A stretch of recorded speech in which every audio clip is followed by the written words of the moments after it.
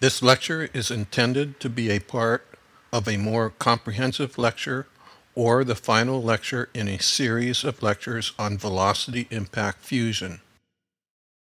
I present a brief introduction to fusion and velocity impact fusion in order to permit this part of the series to stand alone. Fusion. Fusion is the combination of two lightweight nuclei to make a larger reactant nucleus. With fusion, matter is changed into energy as described by Einstein's equation, E equals mc squared.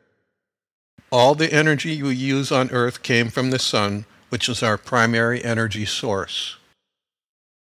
Velocity impact fusion is a new approach to fusion. Hydrogen atoms are accelerated to a target at fusion reactive velocities.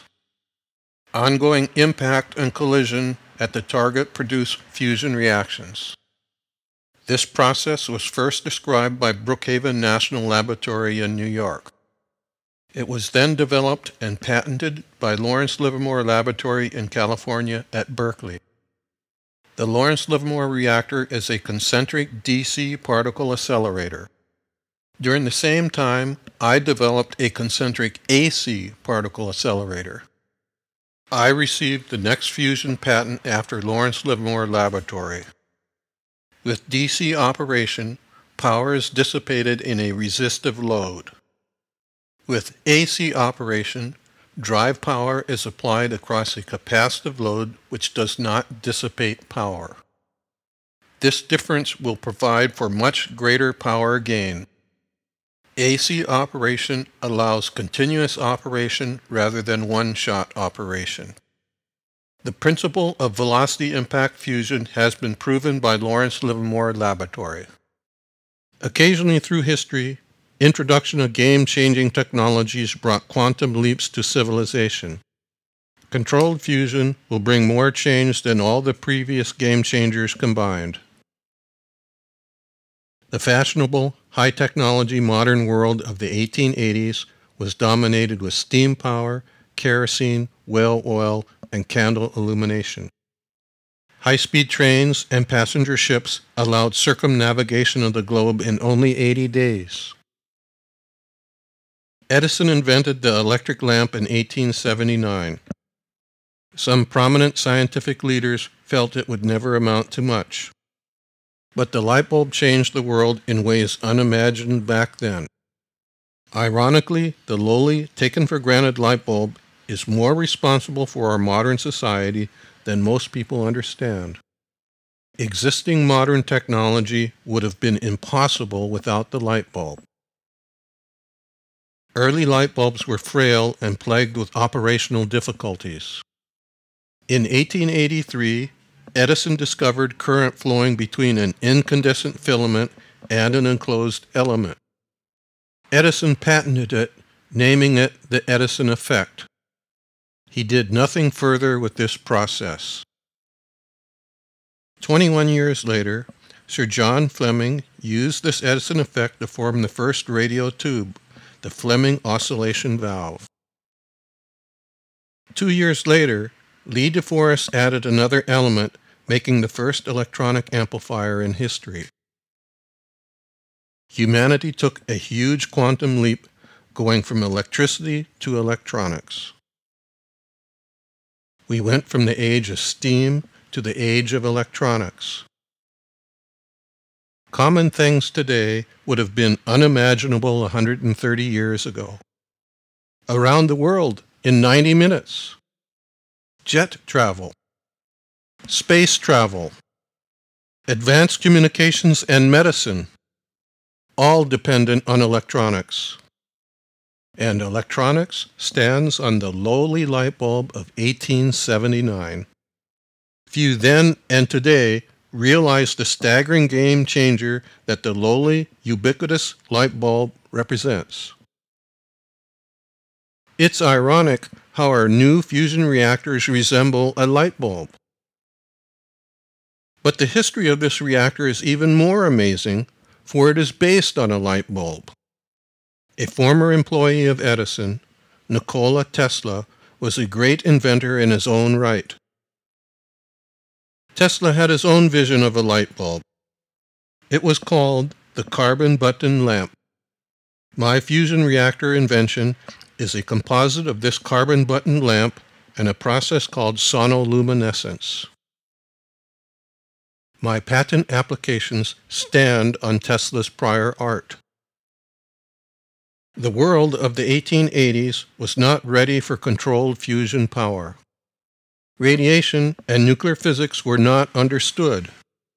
Fusion reactors would have been extremely dangerous. Humanity is now technologically prepared for fusion power. The quantum leap fusion power brings will change our world even more over the next 100 years than the change the light bulb brought over the last 100 years. Unlimited, clean, sustainable energy. Fusion of hydrogen from 1 gallon of water releases the energy of 50,000 barrels of oil or 10,000 tons of coal. At current energy needs, heavy hydrogen in the ocean will provide energy for 150 billion years. The ocean's light hydrogen will provide energy for 1,005 trillion years. This is the Diablo Canyon power plant on California's west coast. It burns approximately 15 truckloads of uranium per year. Let's consider operating this plant at 2.25 gigawatts, 24 hours a day, 7 days a week for 1 year. Operation on coal would require 4.5 million tons, a train 560 miles long. Oil would require 22.5 million barrels, the capacity of 16 supertankers. Fusion would require only 360 gallons of water. All of this water could be carried in the back of just one pickup truck. Clean, fresh water. Nearly 1 billion people lack access to fresh water. About half the people of the developing world have disease and sickness due to insufficient amounts of fresh water. The U.S. is approaching its reserve limits of fresh water. Only about 2.5% of the world's total water is fresh. We have a design for a high-rate seawater distillation plant. This plant would discharge 10 million gallons per minute, which is about the average flow rate of the Colorado River. Without inlet and outlet piping, the cost of this plant was estimated 10 years ago at $10 billion. Based on average U.S. irrigation rates, this plant would irrigate 5,360 square miles, approximately the size of the state of Connecticut. Based on U.S. desert irrigation rates, this plant would irrigate 2,500 square miles, approximately the size of the state of Delaware. The water will be doubly vacuum distilled, high-quality, fresh, potable water. Carbon dioxide recycling. Environmental carbon dioxide is one of the most pressing environmental concerns. Oxidation of hydrocarbons produces CO2 and water. Both water and CO2 are potent greenhouse gases. Fortunately, the water condenses out of the atmosphere, falling as rain. One must understand that the carbon cycle is a reversible equation. Hydrocarbons and free oxygen are molecules at a high energy state. Water and CO2 are these same atoms arranged in molecules at a low energy state. Plants take in water, CO2, and energy in the form of sunshine. Using this solar energy, plants reconfigure these atoms into hydrocarbons and free oxygen. This is exactly the same as charging a battery. Hydrocarbons and free oxygen are the battery in a charged state. Water and CO2 are this battery in a discharged state. The problem is that we use energy faster than plants can absorb solar energy and recharge this battery. As a result, the components of this discharged battery accumulate in the atmosphere and oceans. The issue here is that We do not have a sustainable primary energy source sufficient for humanity's needs. Hydrocarbons are not primary energy sources. They are an energy storage means, a very good, convenient, and useful one. But we are depleting our stored sunshine energy of the past. It is important to understand that the source of all of this energy was hydrogen fusion in our sun. Our reactors create a tiny microscopic sun in a chamber here on Earth and harvest its energy. They bring a primary energy source here to Earth. With this energy, we can recharge the Earth's chemical batteries. Carbon dioxide now becomes a valuable natural resource. With the energy of fusion, water from the ocean and CO2 from the atmosphere can be recycled back into hydrocarbons and free oxygen. These high-energy molecules can now be used as energy storage and transport mechanisms. These high-energy molecules can also be used as industrial chemicals needed for a modern society. Our first goal will be acquiring a carbon-neutral footprint. This is the point where we recycle and reuse all the carbon dioxide we generate. After reaching carbon neutrality, we can then enter a phase of carbon sequestration. With the primary energy of fusion, we will then be able to bring down CO2 levels to a more natural, healthy environmental balance. This requires a primary energy source. Fusion primary energy provides for production of high-energy components in the form of steam and hydrogen that can be injected into oil fields and coal beds. This provides for in situ hydrocarbon cracking, restoring production to older fields. Hydrogen hydrocarbon cracking will increase the caloric value of heavy oils high in waxes and tars, tar sands, and shale deposits. This increases the energy, commercial value, and accessibility of these low-quality resources. This is, in essence, carbon mining. Carbon is a very valuable resource and is the basis of life here on Earth. Elimination of dangerous radioactive wastes. Elimination of dangerous radioactive wastes is one of the most profound possibilities of controlled fusion. It sounds like alchemy, and it is. Alchemists tried to make lead into gold. They discovered chemistry in the process. Changing lead into gold is a nuclear reaction called transmutation. You can make lead into gold in fusion reactors, for that's where gold is made, in fusion reactors called stars. Within uranium and plutonium fission reactors, the reactions occur in a solid. It is not practical to introduce significant amounts of materials to undergo transmutation with reactions occurring in a solid. The reactions in our fusion reactors occur in a gaseous plasma. All radioactive waste can be gasified for injection into a fusion reactor. The transmutation reactions would occur in the gaseous plasma along with the fusion reactions. We will use uranium-92, the heaviest natural element, as an example. In separation of uranium isotopes, uranium is first gasified with fluorine. The centrifuges you hear about Iran building are used to separate uranium isotopes in uranium hexafluoride gas. Fusion and transmutation reactions will run simultaneously in a fusion reactor, producing power and transmutation of radioactive waste at the same time. Fuel, catalyst, and radioactive waste will be injected.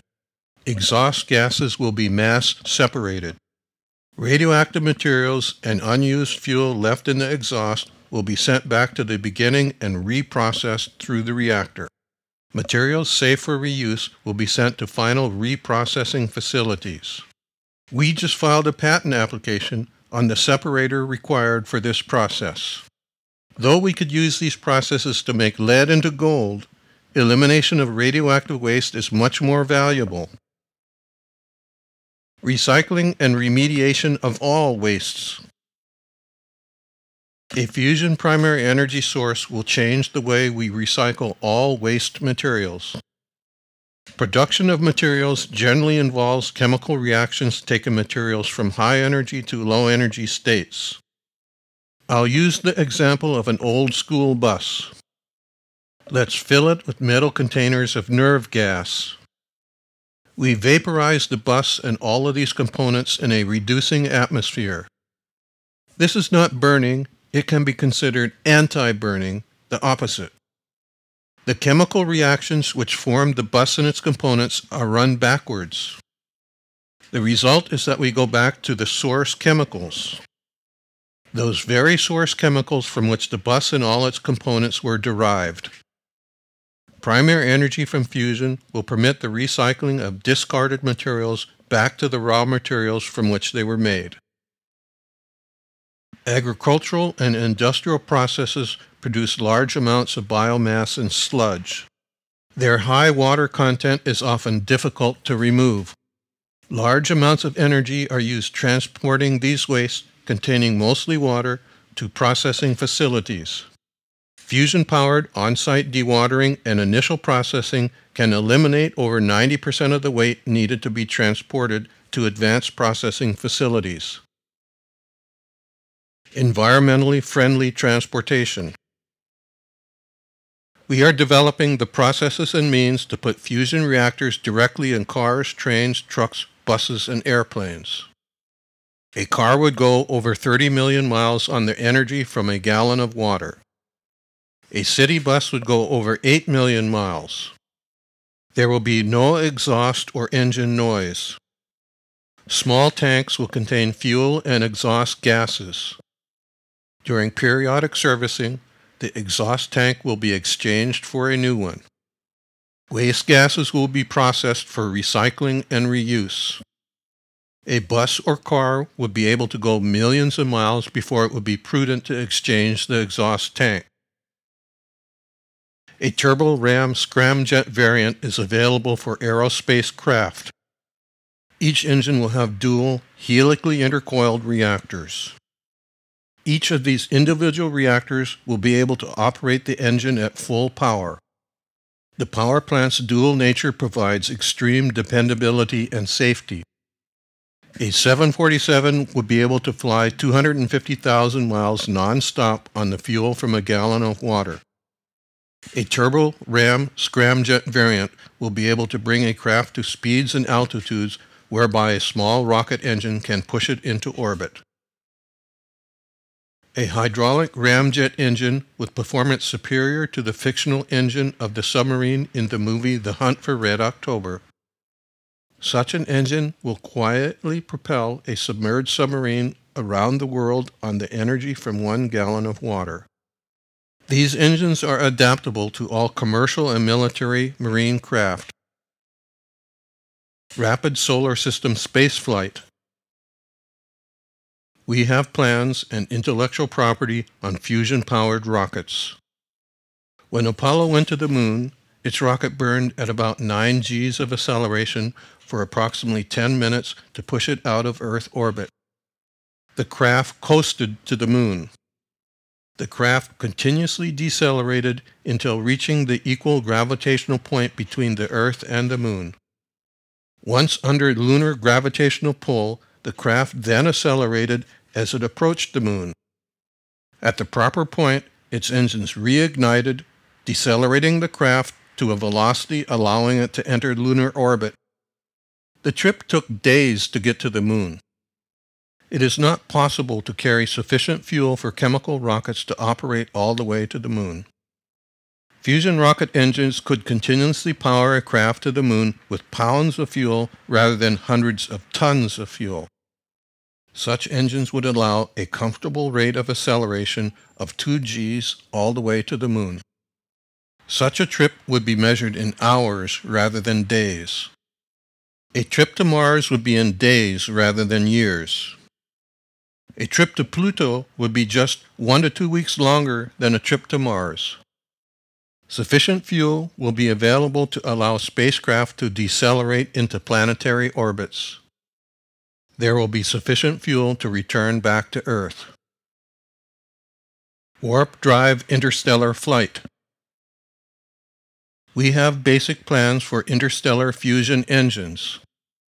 What amazed me when I came up with these engines was just how much they look like the engines from Star Trek of the 60s. The artists were very much ahead of the scientists. I didn't consider these designs to be more than fiction. Subsequently, I became a physician. Medicine is an art based on science. My experiencing the art of science has been wonderful and humbling.